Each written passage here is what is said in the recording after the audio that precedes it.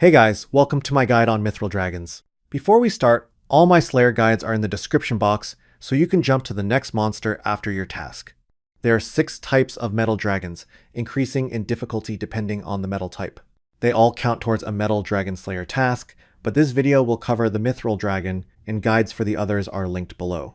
Killing Mithril Dragons is relatively simple, but they're going to be difficult for lower levels.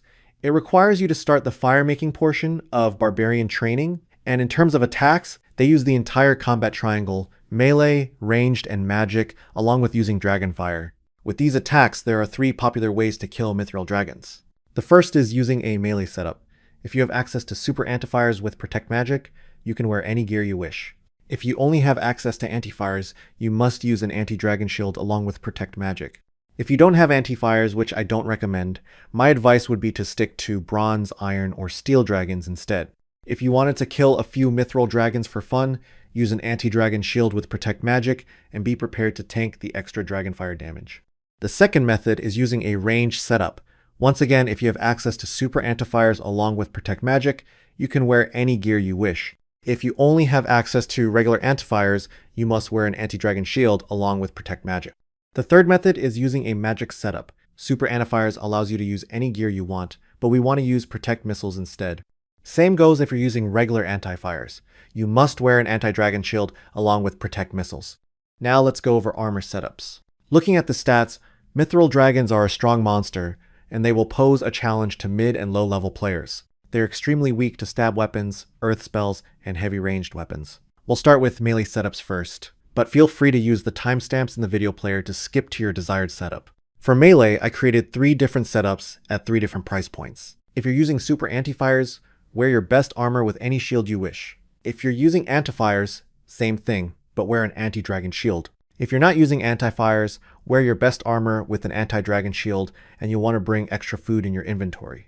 To the right, you can see the potions and prayers being used, the DPS calculations and task length, along with the resource cost for each setup. So here's the armor rank list if you're using a melee setup. Feel free to mix and match depending on your stats and budget.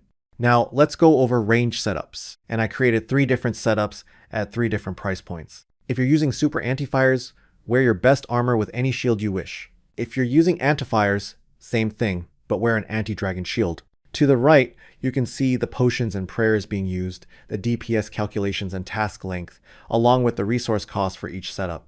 Here is the armor rank list if you're using a ranged setup. For every weapon, I listed the bolts it's able to fire, and at the bottom, I listed all of the best value bolts that do a lot of damage.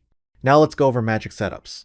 If we use earth spells, we get a 50% increase in our accuracy and damage. For magic, I created 3 different setups at 3 different price points. If you're using super antifires, wear your best armor with any shield you wish. If you're using antifires, same thing, but wear an anti-dragon shield. To the right, you can see the potions and prayers being used, the DPS calculations and task length, along with the resource cost for each setup. And here is the armor rank list for a magic setup. All the spell costs are listed down below. Just use a calculator to multiply how many casts you need. All of these gear setups come straight from the NoBS OSRS calculator, the ultimate tool for Slayer. Test out different gear setups and see outputs like DPS, resource estimates, and task times in real time. You can easily see what untradables you can bring for a Slayer task. I created thousands of custom teleport maps for easy navigation to any monster, and things like attack mechanics, location requirements, gear recommendations, all condensed down into as few words as possible. If you're interested in trying it out, click the link in the description box below to find out more. Now let's go over how to get to the Ancient Cavern. The fastest way to get there is using a fishing cape to Otto's Grotto. You can also use a Games Necklace to Barbarian Outpost, or by using the grouping teleport to Barbarian Assault. Once you enter the whirlpool, you'll be right over here, and that's where we'll use our potions and switch on Protect Magic. Then we'll climb down to be over here, run to this ladder, and the Mithril Dragons will be on the upper level. People who are using ranged or magic tend to kill the eastern ones because they are quite spread apart, giving you a chance to reset after each kill. People who are using melee tend to go to the west side because Auto Retaliate does most of the work. If you use Runelite, I highly recommend turning on the ground items plugin and only picking up loot that is above 5k. In the comments section, I'll post a list of items you should put in your highlight list and hidden list. You can alter to how you'd like, but the less items we have to pick up, the less damage we'll take. Now let's gear up for the task. First thing we want to take care of is quick prayers and rune light settings, and I've posted the images of what I would use depending on the setup. First, here are the melee inventory examples. Any text that is white are required items, while yellow text is optional. Usually Mithril Dragon tasks take multiple trips, so it's a good idea to have extra supplies in the bank. And here are the inventory examples for ranged. There's not many good one-handed spec weapons for ranged, so bringing a couple of extra food is also just as good. And here are the inventory examples for magic. If you're using standard earth spells, you unfortunately cannot bring Thralls or Death Charge because they're on the Arceus spellbook. But if you're using a powered staff like Tumekens or Eye of Ayak, then those spells can be used. So here is the in-game example for Mithril Dragons. Let's go ahead and jump into the Whirlpool.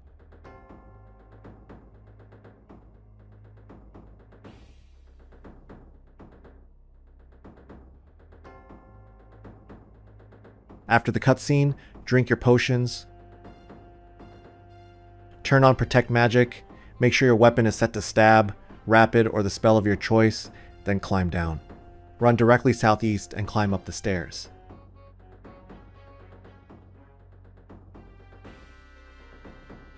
Turn on your quick prayers. You can summon a Thrall and Death Charge if you brought them.